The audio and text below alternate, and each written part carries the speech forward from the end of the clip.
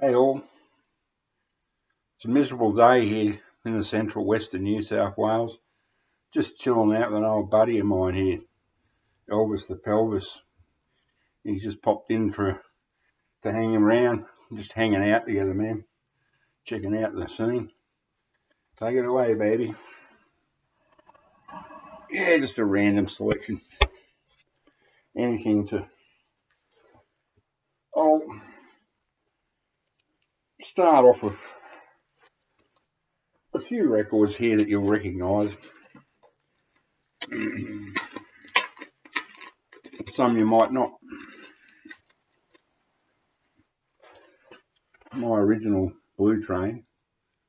I think this is the first press. 1577 Blue Note with a green tinge.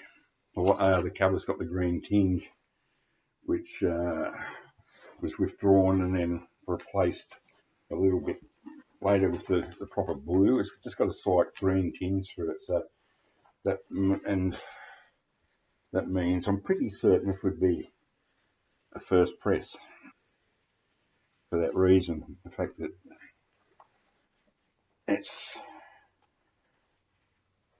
the cover's a little bit beaten, but it plays like a charm. Prized possession. I just want to promote an album or two here that people might not necessarily have heard of or have not heard.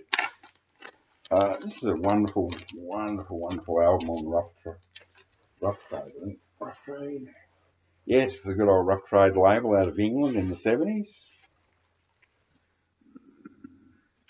And it's Blood by James Blood Ulmer. Are You Glad to Be in America? 76, 77, oh, 1980. 1980 this came out. I was obsessed with this album. I played it and played it and played it. It is great. It's jazz funk, you know. Like, for instance, one of the tracks is called Jazz is the Teacher, and in brackets, Funk is the Preacher. What a track. Oh, my God. Oh, yeah, what an album. Highly, highly recommend this album. James Blood Ulmer guitar.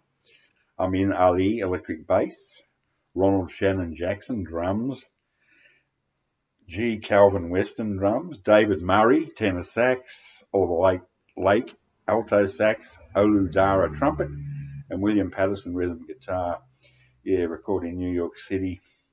Amazing album. My God, it's a classic. Absolute classic. If you like jazz funk, this one will not disappoint. Yeah, I'll do that later. Yeah, sorry, just got to make sure this place is an absolute shambles. Here's one that's a beautiful cover. Lovely thick, my goodness, lovely thick cardboard cover. And yeah, God, geez, isn't this good? This is so good, man. All right, now this is somebody you might not have heard of. Bonnie Coloc, Bonnie Coloc.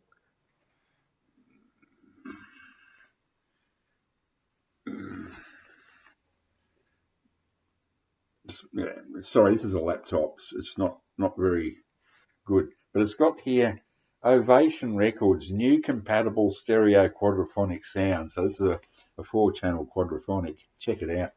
And Ovation Records. It's a very dark cover anyway, so it's hard to see. So there's the inner. The inner's gorgeous too. So it's a beautiful production. It's a country-ish singer, 1971 country-ish singer-songwriter, country sort of stuff. There she goes. Ovation. Stereo quadraphonic. There's no songs on it that sort of leap out and grab you by the throat, so to say, or tickle your fancy. But it's just, I don't know, it's one of those ones. It's not something you'd pull, on a regular basis. I actually haven't played it for a few years. I must play it. I might leave it out and play it. That was a nice one. Now, moving right away from that, this is a bit of a random selection today.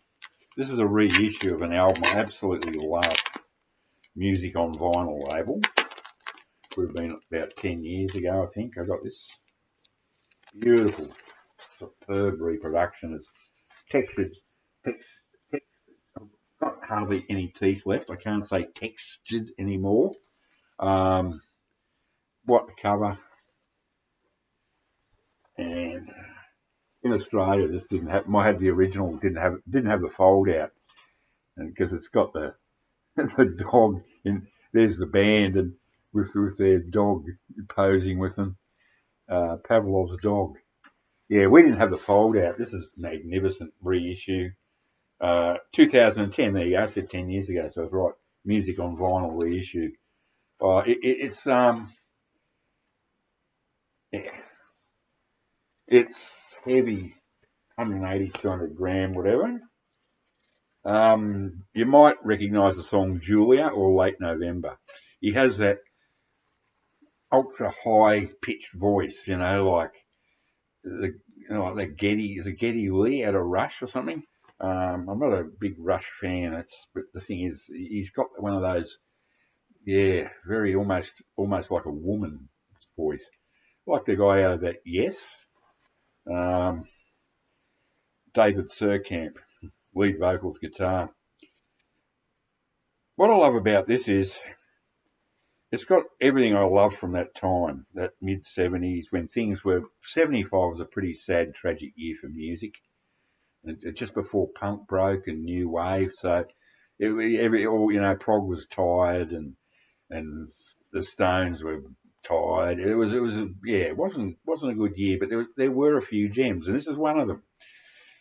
Some people put this under the prog label. It's hard to say.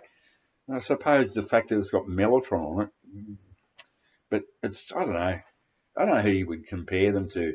The other band I loved at this time was Blue Oyster Cult. They sort of fill the gap. Pavlov's Dog and Blue Oyster Cult. They filled a sort of an empty hole in my head around the mid-70s when there wasn't a lot of good stuff happening. There's a lot in 73, and it started to trail off in 74, and 75 was rock bottom. No, there were some good ones. John Cale's Slow Dazzle came out that year, masterpiece. But they're out there, but it was a funny time. And here's the follow-up to that, and I just love this cover. And this is an Australian copy, and they actually went to the trouble of doing the fold-out. This is the follow-up at the Sound of the Bell. I love that cover, man. Isn't it fantastic? It is so great. And there he is on the back. It could be David Surkamp with makeup on or something, but it's just, oh man. And it's got the fold out. Yeah, believe it or not, we got the fold out.